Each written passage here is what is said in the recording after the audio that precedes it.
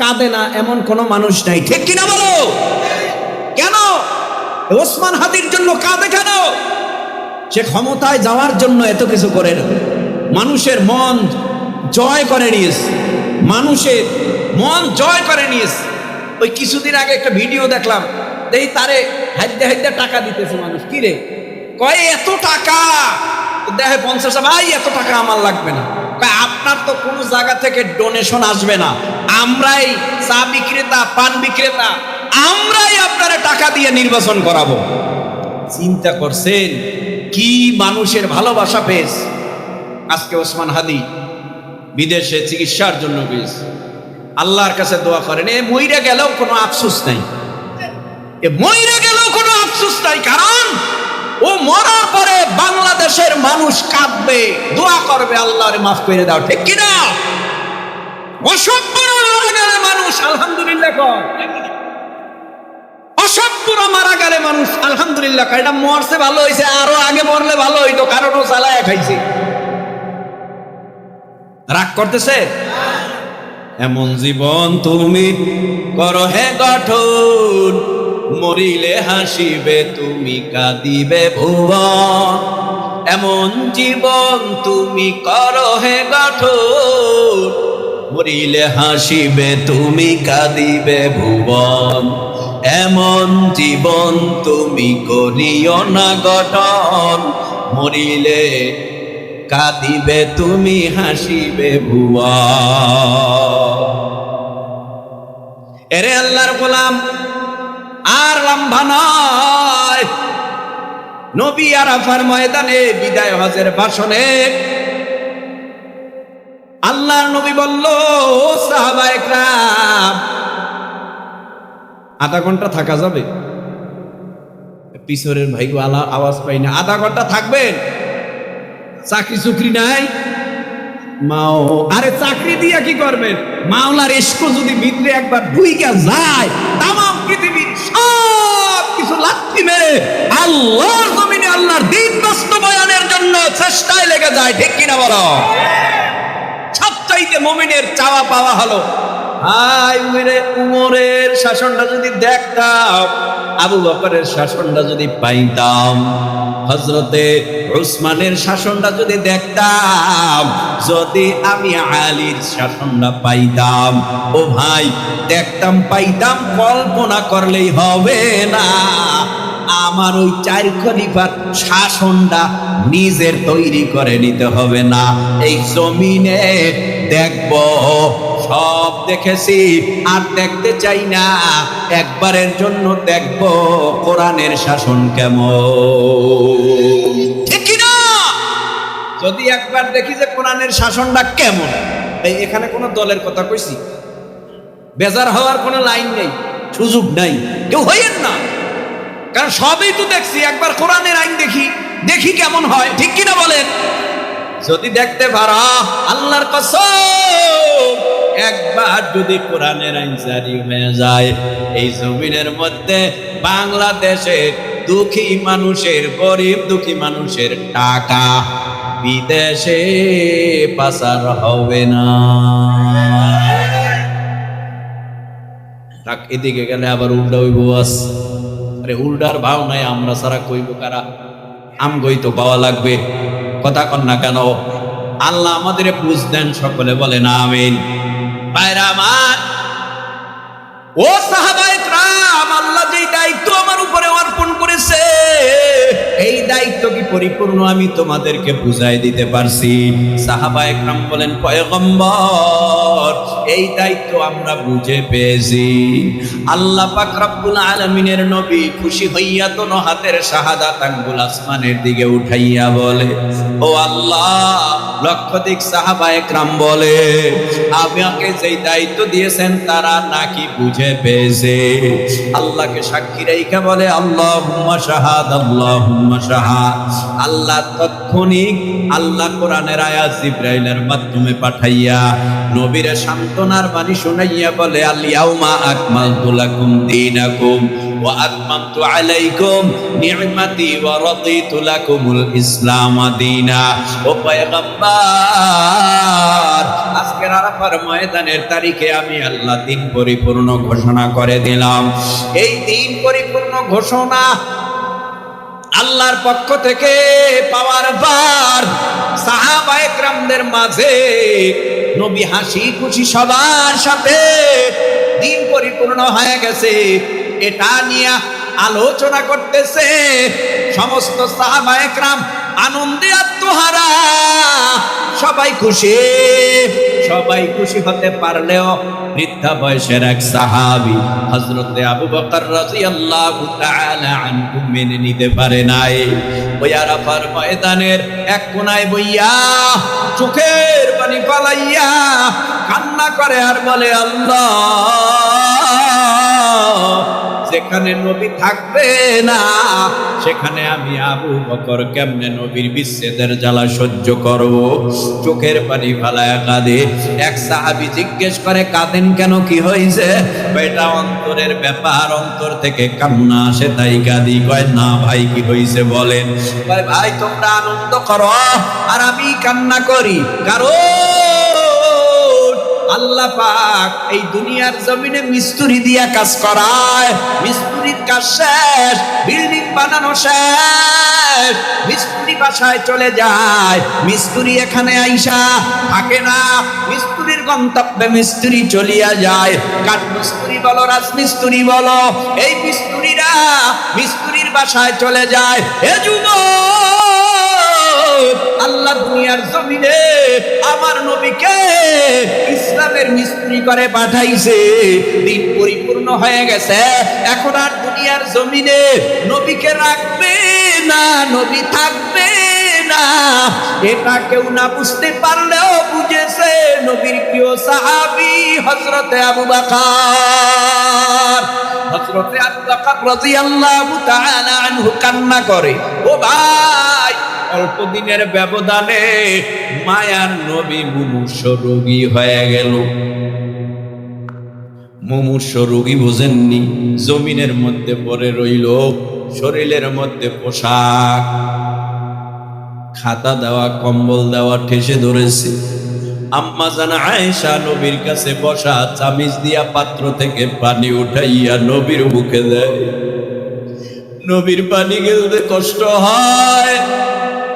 হঠাৎ ফাতেমা রাদিয়াল্লাহু তাআলা আনহা নবীর কাছে বসা, চোখের পানি ফালাইয়া কান্না করে, হায় রে, আমার বাবার এই হালাত কি হবে? বাবাই যদি আমাদেরকে সাইরা এতিম বানায়া চলিয়া যায়, কার কাছে যাব? কার চেহারা দেইকা 7 দিনের ক্ষুধা নিবারণ করব? হাসান হুসাইন খানা চাইলে কার কথা বইলা সান্ত্বনা দিব? এখন দি আব্বা মুমূর্ষ অবস্থা। হঠাৎ বাহির থেকে আওয়াজ আসছে, আওয়াজ, কে আছো? নবীর রুমের ভেতরে তোমরা সরিয়া যাও, নবীর সাথে জরুরি কথা আছে, নবীর সাথে সাক্ষাৎ আছে, নবীর সাথে দেখা করব, কথা বলবো। এক আওয়াজ, দুই আওয়াজ। ফাতেমা বলে, আব্বা অসুস্থ, দরজা খোলা যাবে না, ভিতরে ঢুকতে দেওয়া যাবে না, আব্বার জীবন যায় অবস্থা, আব্বার সাথে এখন কথা বলা যাবে না। তৃতীয় ডাক, হঠাৎ রুম কেঁপে উঠছে, কামরা কেঁপে উঠছে। কি ব্যাপার আব্বাজান? এত আওয়াজে ভূমিকম্পের মতো আমাদের রুম কেঁপে উঠলো, কারণটা কি? কে আসছে? দরজার কিনারায় কে ডাকে? নবী আমার ডেকে বলে, ফাতেমা, তুমি তোমার কানটা আমার ঠোঁটের গোড়ায় লাগাও। মা, কথা বলতে কষ্ট হয়, তুমি কাঁদবা না, সবার কান্না সহ্য হয়, তুমি কাঁদলে আমি সহ্য করতে পারি না। ও মা, অপেক্ষা করে আজরাইল আমার অর্ডারের আশায়। আজরাইল যদি আমার অর্ডার পায়, আমার জান নিয়ে যাবে। হঠাৎ বলে না না না, তুমি এখন মরতে পারো না বাবা, তুমি যদি এখন মরিয়া যাও আমি কার চেহারা দেখবো। চোখের বাড়ি ভালাইয়া কান্না করে নবী বলে সবার কান্না সহ্য হয়, ফাতেমা তুমি কাঁদলে আমি সহ্য করতে পারি না। এবার আবার কানটারে নবীর মুখের গোড়ায় লাগায় দিছে। নবী বলে ফাতেমা কাইদো না। সুসংবাদ শুনলো, হঠাৎ কান্না থেমে গেল। আম্মা জানা আয়েশা রাদিয়াল্লাহু তাআলা আনহা বলে কাঁদলো, আবার কান্না থামায় দিলা কেন? কয় এতক্ষণ কান্না করেছি আব্বাই থাকবে না বলে, আর এখন কান্না থামাইছি মরণের 6 মাস পর আল্লাহ আমাকে উঠাইয়া নিয়ে যাবে আব্বার মতো জান্নাতের মধ্যে। জান্নাতে আব্বার সাথে আমার দেখা হবে। আব্বা আমাকে কানে কানে বলল। এরে আল্লাহর পাগলেরা, ও পর্দার অন্তরালার মা, মাইকের আওয়াজ কানে যায় মা। আজকে নাকে ফুল, কানে দুল, গলায় গলায় চেইনের সার। সন্তান মরণের আগে চাবিজ দিয়া মুখে পানি দিবে মা। হঠাৎ দেখবে পা ঠান্ডা, হাত ঠান্ডা, চোখের চাহনি নাই, কানে শ্রবণ শক্তি নাই। হঠাৎ দেখবে মুখের পানিগুলি গাল বেয়ে বেয়ে পড়ে, বলবে দেখ আমার মা নাই, কথা বলে না। নাকের ফুল খোল, কানের দুল খোল, গলার চেইনার সার খোল। ও মাগো, কানের ফুল, নাকের দুল, কানের দুল, নাকের ফুল, কানের দুল, গলার চেইনার সার কইলা হঠাৎ আওয়াজ দেবে নাই, অমুকে নাই, বাঁশ কাঠ বড়ই পাতা দিয়া গরম পানি কর, কাফনের কাপড় আনতে বাজারে যা, তাড়াতাড়ি কর। আওয়াজ দিয়া বলবে আর দেরি করিও না, জানাজা দিয়া কবরে রাইখা বিদায় হ। এ যুবক ভাই, একটু জিব্বা নাড়ায় বলো, এখানে যারা বসলাম কারো বয়স 30, 40, 50, 60, 70, 80, 90, 100 বছরের মানুষ পাওয়া বড় টাফ ব্যাপার, ঠিক নি?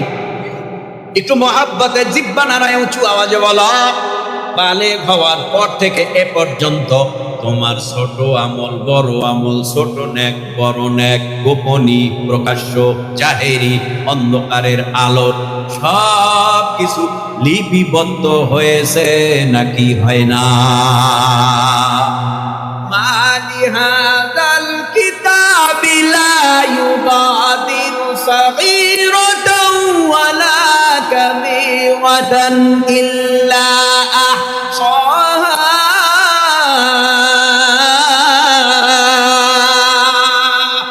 ওয়া ওয়াজাদু মা আমিলু হাদিরা ওয়ালা ইয়াযলিমু রাব্বুকা আহাদা।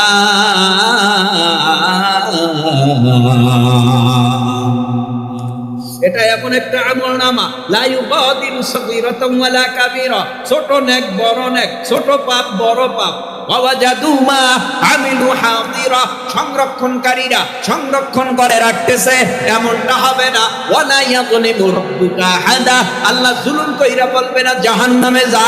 তাহলে আল্লাহ কেমনে জান্নাত দিবে, জাহান্নাম দিবে? আল্লাহ অন্য আয়াতে বলে, আল্লাহ তাযিরু ওয়াজিরাতু উযরা উখরা,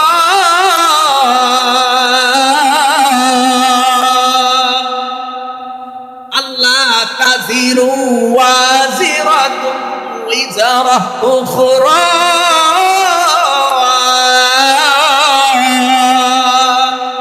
আল্লাহ বলেন তোমার কৃতকর্মের ফলাফলে তুমি যদি জান্নাতি হও জান্নাত পাইবা, কৃতকর্মের ফলাফলে জাহান্নামী হইলে জাহান্নামে যাইবা। আল্লাহ কিসের ফলাফলে? কৃতকর্ম বুঝেন? সারা জীবন নামাজ পড়েন না, দিন মানেন না, ইসলাম মানেন না, কোরআন মানেন না, এখন কবরে যায় এখন আল্লাহ আমারে বাঁচাও বাঁচাও বাঁচাও বাঁচাও বাঁচাও। তোমার কৃতকর্ম ছিল খারাপ, কবরে গেলে এর ফল পাবা না। কৃতকর্ম ভালো, কবরে যাওয়ার পর কবরটা হয়ে যাবে জান্নাতের বাগান। তার মানে কৃতকর্ম ভালো। একটু মহাব্বতে 2-4-5 মিনিটেই মোনাজাত হয়ে যাবে। যুবক আমার দিকে তাকাও, একটু জিহ্বা নাড়ায় বলো, ওই কবরে আমার সাথে আমার মা যাবে, আমার বাবা যাবে, আমার ভাই যাবে, আমার পীর যাবে, আমার নেতা যাবে, আমার ওস্তাদ যাবে, আমার নেতা নেত্রী যাবে। যার যার কবরে শেষে যাবে, প্রশ্নের উত্তরও তার তার নিজের দিতে হবে। কেন এত পাগল হইছ হে যুবক ভাই? এজন্য নিজের আমল নিজে পরিশুদ্ধ করে তারপরে কবরে যাও। 5 ওয়াক্ত নামাজ পড়তে কেউ তোমারে বাধা দেয় না। মালিকও বলে না নামাজ পড়লে চাকরি থাকবে না, ঠিক নেই? মালিকও বলে না চাকরি থাকবে না, তারপরেও তুমি নামাজ পড়তে পারো না কেন? ও যুবক, তুমি কি বালেগ হও নাই? জবাব দিবে হ্যাঁ। তাহলে বালেগ হওয়ার পর থেকে কয় ওয়াক্ত নামাজ কাজা করছো, পড়ো নাই তো আলাদা কথা। নামাজ তো কাজা হইতে পারে। ও ভাই, 1 ওয়াক্ত নামাজ কাজা করলেও তার সাজা হবে 2,88,00,000 বছর জাহান্নাম। একটা মিথ্যা কথা বলবা 7,000 বছর জাহান্নাম। একটা জেনা করবা 70,000 বছর জাহান্নাম। একটু চিন্তা ভাবনা কইরা সামনে আগাও ভাই। গুনাহ নিয়া যদি মরণের বিছানায় পড়িয়া যায়, ওই কবরটা জাহান্নামের আগুনের গর্ত হবে। 70 থেকে 99টা সাপ কবরে জমা হয়ে যাবে। কবরে একজন ফেরেশতা আসবে, কানেও শুনবে না, চোখেও দেখবে না, কথাও বলতে পারবে না, বোবা বধির অন্ধ। কবরে আইসা প্রশ্ন করবে, ও ভাই, মুনকার নাকির প্রশ্নের জবাব দিতে না পারলে সাপ আসবে, আগুন আসবে, এই ফেরেশতা আসবে। এ ফেরেশতারে ডাক দিয়া বলবে, ভাই এত জোরে মারিও না, তোমার মার আমি সহ্য করতে পারি না। কারণ কথাই তো বলতে পারবে না ফেরেশতা, কানেই তো শুনবে না, চোখেই তো দেখবে না, বোবা কেন কইরা পাঠাবে? কথায় কথা বললে কথা আদান প্রদান করতে করতে একটা মায়া লাইগা যায়। কানে শুনলে আর্তনাদ, চিৎকারের আওয়াজ, তাহলে তার জন্য মায়া লাইগা যায়। আর চোখে দেখা দেখিতেও মায়া লাইগা যায়, ও কাঁদতেছে। ও ভাই, ফেরেশতা চোখেও দেখবে না, মায়াও লাগবে না, কানেও শুনবে না, মায়াও লাগবে না, কথাও বলতে পারবে না, মায়াও লাগবে না। ও যুবক, ওই কবরের আযাব সহ্য করার ক্ষমতা তোমারও নাই, ওই কবরের আযাব সহ্য করার ক্ষমতা আমারও নাই। হাসরের ময়দানে তোমার আমলনামা যদি বাম হাতে যায়, আমার আমলনামা যদি বাম হাতে যায়, আমার মতো বক্তা একদিকে লজ্জা, অন্যদিকে মানুষ হাসাহাসি করবে। তাকায় দেখ, জমিনের মধ্যে ওয়াজ করতো মানুষ, বুঝাইতো, আজকে ওর হাতে জাহান্নামের আগুনের শিকল লাগাইয়া ওরে টেনে টেনে জাহান্নামে নিয়ে যায়। ওই দিন একদিকে লজ্জা, অন্যদিকে জাহান্নামের আযাব। এ যুবক ভাই, যত আল্লাহ ওয়ালারা কান্না করেছে, তোমার আমার চোখের মধ্যে কান্না নাই, আল্লাহর ভয় নাই, মহব্বত নাই। 5 ওয়াক্ত নামাজ পড়বা। দেখো না কত মানুষ এই জমিনের মধ্যে রাত গভীর হয়ে গেলে বিছনা থেকে উঠা যায়, ঠান্ডা পানি উজু কইরা গভীর রাতে যায় নামাজ বিছায় দিয়া কান্নার আওয়াজ দেয়। কেন কাঁদে? শুধুমাত্র কারণ এই সময় চাইলে ফেরত আসবো না। কি মনে আশা? এই সময় চাইলে ফেরত আসবো না, কারণ সবাই দরজা বন্ধ। বিবি ঘুমায়, ছেলে ঘুমায়, মেয়ে ঘুমায়, ভাই ঘুমায়, বোন ঘুমায়, সবাই রে ফাঁকি দিয়া যায় নামাজ বিছাইয়া কান্না করে, বলে আল্লাহ, তোমার প্রেমে আমার কলিজা জ্বলে, তোমার কুদরতি কদমে সেজদা দিয়েছি, তুমি আমারে মাফ কইরা দাও। সবার দরজা বন্ধ, তোমার দরজা খোলা।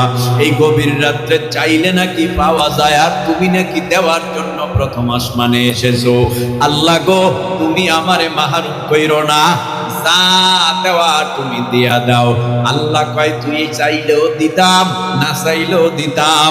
তুই যখন আমার কাছে সেজদা দিয়া চাইলি, আমার কুদরতি রহমতের দরিয়ায় জোশ মারায় দিলি, আমি আল্লাহ তোর উপরে রাজি খুশি হইয়া তুই যা চাইলি তার থেকে আরো বেশি গুণে বাড়ায় দিলাম।